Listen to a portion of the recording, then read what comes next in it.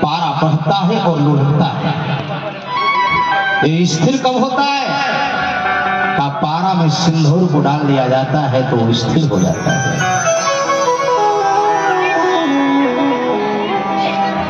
तो इस पारे में मांग में पति सिंदूर डालता है और अग्नि का साक्षी लेता है। पति पत्नी दोनों साक्षी लेते हैं और पति पत्नी दोनों कहते हैं, पति कहता है हे प्राण प्रियतमा, हे प्राण प्रिय। पत्नी कहती है अब हम लोग ब्राह्मणों की संगति में दिव्य मंडप में देवताओं को साक्षी मान करके, अग्नि को साक्षी मान करके आज हम लोग संकल्प लेने जा रहे हैं कि सिंदूर दान से पहले हमारा मन तुम्हारा मन कहीं लुढ़क रहा होगा, कोई बात नहीं है, लेकिन अब अग्नि का साक्षी देकर के हम लोग संकल्प लेते हैं कि हमारा मन तुम्हारा मन पारा और सिंदूर की भांति जाकर के नियंत्रित हो जाना चाहिए। अब जीवन में लुढ़कना नहीं चाहिए। इसलिए दूल्हा दुल्हन के मांग में सिंदूर का दान करता है। सिंदूर दान दुनिया का बहुत बड़ा दान है। बेटी के विवाह में लावा परछा जाता है। लावा परछा जाता है, लाई नहीं परछी जाती, बाजरे का लावा नहीं परछा जाता, धान का लावा परछा जाता है। क्यों? धान का बीज डाला जाता है किसी और खेत में, फरता फूलता किसी और खेत में। उसी प्रकार से बेटी जन्म लेती है किसी और खानदान में और चली जाती है किसी और खानदान में। वहां जाने के बाद उसका गोत्र भी बदल जाता है। इसलिए धान की लावे का प्रयोग किया जाता है। दूसरी बात, धान को आग में डाला जाता है। भूसी धान को आग में डालते ही धान लावा बन जाता है, लेकिन भूसी लावे को छोड़ती नहीं। उसी प्रकार से जिस प्रकार से धान को आग में डालते समय भूसी लावा को नहीं छोड़ती है, बाप भाई मां कहते हैं बेटी धान के ऊपर विपत्ति आती है, भूसी बन जाता है, लावा बन जाता है, भूसी लावे को नहीं छोड़ती। उसी प्रकार से तुम्हारे जीवन में दुख के कितना हो मोड़ आएंगे, जिस प्रकार से भूसी लावे को नहीं छोड़ती है, तुम भी अपने पति और परिवार को नहीं छोड़ोगी, तुम्हारा जीवन मंगल में हो जाएगा। इसलिए धान के लावे का प्रयोग किया जाएगा। विवाह में बड़ी प्रक्रियाएं हैं। विवाह में बहुत और आपके लिए सुना दे रहा हूं, अभी विदाई थोड़ी देर बात करता हूं। जब मंडप में दूल्हा आता है, बाराती आते हैं तो माताएं गाती क्या है? धीरे धीरे हो समधी, धीरे धीरे, धीरे धीरे हो समधी, धीरे धीरे हमारा मड़वा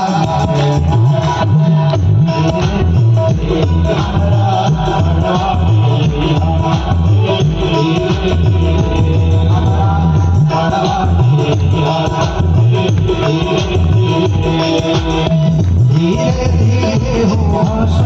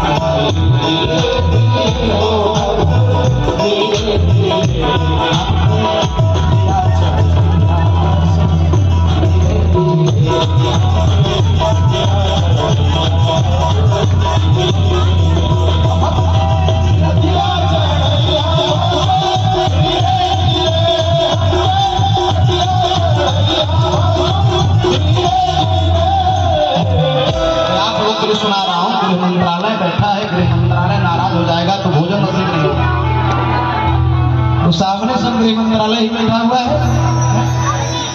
और माताएं और क्या गाती हैं, इसी इमली घुटाया जाता है विवाह में, तो माताएं क्या कहती हैं कि मम्मा हाली हाली, मम्मा हाली हाली, मम्मा हाली हाली इमली घुटाया।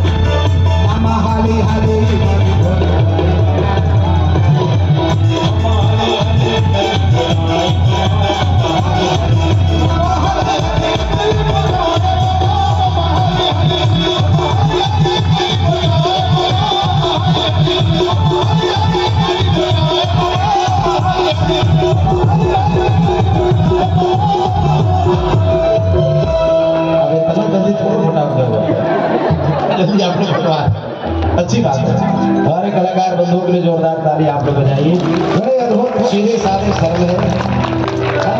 आइए, विवाह का होता है, विवाह में बड़ी प्रक्रियाएं होती है, बड़ा आनंद होता है। अच्छा, विवाह में गाड़ी बड़ा जरूरी है। गाड़ी तो इतना जरूरी है कि पूछिए। विवाह में यदि गाड़ी आपने नहीं सुना तो भोजन नहीं पचेगा। गाड़ी नहीं सुना तो भोजन पच ही नहीं सकता है। रोड पर गाड़ी गा दीजिए, FIR दर्ज हो जाएगा। और जब तक विवाह में गाड़ी नहीं सुने तो भोजन नहीं पचा। विवाह में गाड़ी मानो आलू, गोभी, टमाटर, मटर, पनीर की तरकारी जैसी लगती है।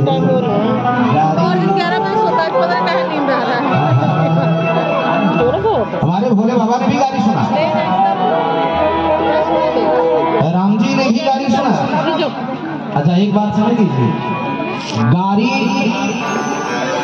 आनंद पूर्वक होती है, इतना सहजता होनी चाहिए गाड़ी में। आजकल तो इतनी गाड़ियां होती है कि दूल्हा को मंडप छोड़कर भाग जाना चाहिए। अच्छा, गाड़ी समझी को तो ठीक है, दुल्हा को तो हो तो ठीक है, दुल्हा के दादा परदादा को हो तो ठीक है, बारातियों को हो तो ठीक है। अब गाड़ी पंडित जी को भी होती है, और पंडिया जी को गाड़ी नहीं होती है, पंडित जी की अंटीना को ही गाड़ी होती है। एक जगह माताएं गा रही थी कि पंडित जी के चुन्नी हेते हेते हवा में उड़े लागल गोते गोते, कटवाइला पंडित छटवाइला पंडित। ये कौन गाड़ी है? ऐसे गाड़ी नहीं होनी चाहिए। एक जगह माता जी गाड़ी गा रही थी कि होम कैला जाप कैला हमरे आंगना, होम कैला जाप कैला हमरे आंगना, दोगो आलो खातिर दत्तवा चियारे बंधना। कौन गाड़ी है? मैं इसलिए कह रहा हूँ कि आप लोग आज के बाद दीजिएगा मत ऐसी गाड़ी। तो प्रेमियों निवेदन कर रहा हूँ, एक 70 वर्ष की बुढ़िया माता गाड़ी गा रही है। क्या कह रही है कि तोह के राम रमैया लूटे। बाराती समझे ये कौन गाड़ी है, तब तक दूसरी लाइन बोल दी, तोह के काली मैया कूटे। बाराती सोचे ये कौन गाड़ी, तब तक तीसरी लाइन बोल दी, अरे तोह के डसे कालिया ना, बराती भैया मार जा तू।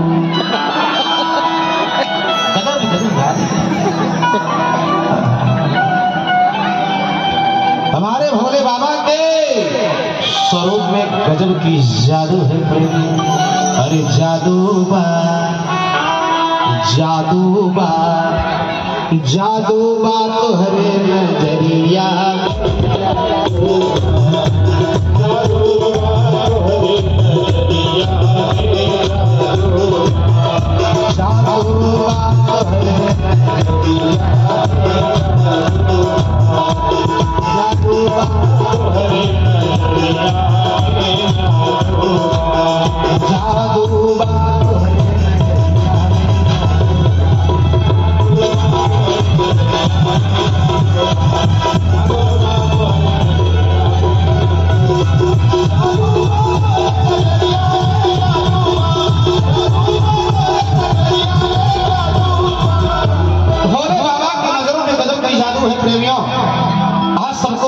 कर दिया, सबको मुक्त कर दिया, क्योंकि मां पार्वती जी के कहने पर भोले बाबा सुंदर रूप बना करके आए हैं कि घोड़ावा चढ़ला आला बेलावा हे माई, घोड़ावा चढ़ला आला बेलावा हे माई, श्याम रंग दुल्हा हे माई, श्याम रंग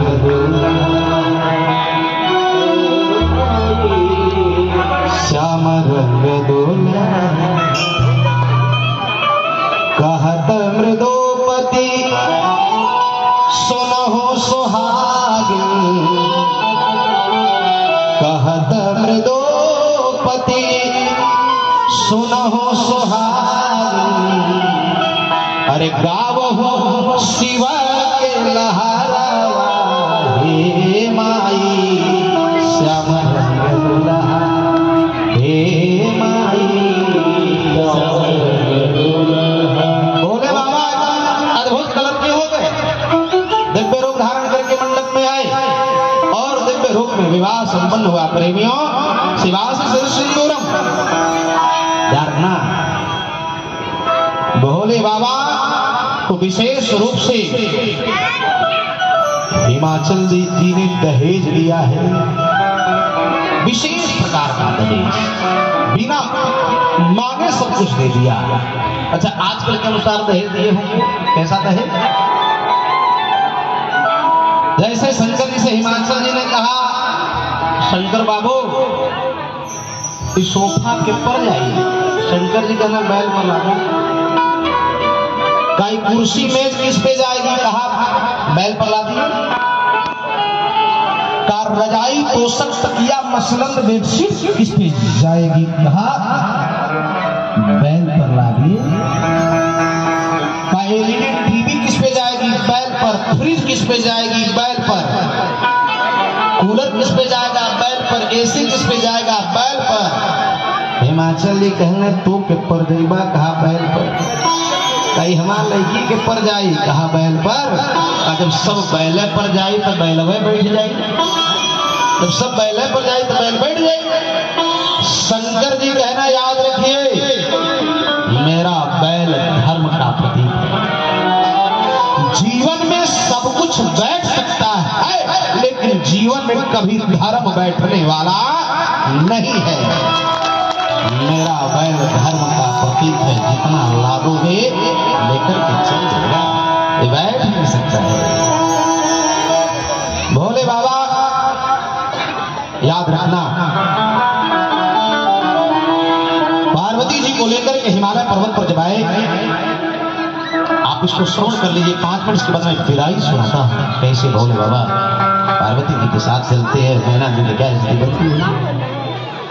कैलाश पर्वत पर लेकर के आए तो दुल्हन के रूप में मैया पार्वती जी ने कहा, देवाधिदेव महादेव हम लोग का कोहबर वाला रूम किधर है, हम लोग का बेडरूम किधर है। शंकर जी कहना कौन बेडरूम, कहा फ्लैट, आजकल के अनुसार फ्लैट किधर है हम लोग का। शंकर जी कहना हम फ्लैट उलेट ना रखले, हम केवल plotting Karila, flat time plotting Karila, और जितना प्लाट बापू लेकर हम ही है व्यवस्था पर। लेकिन आवाज को के दूठ रूप दिखावत है, अब तुहार जहां इच्छा रहा।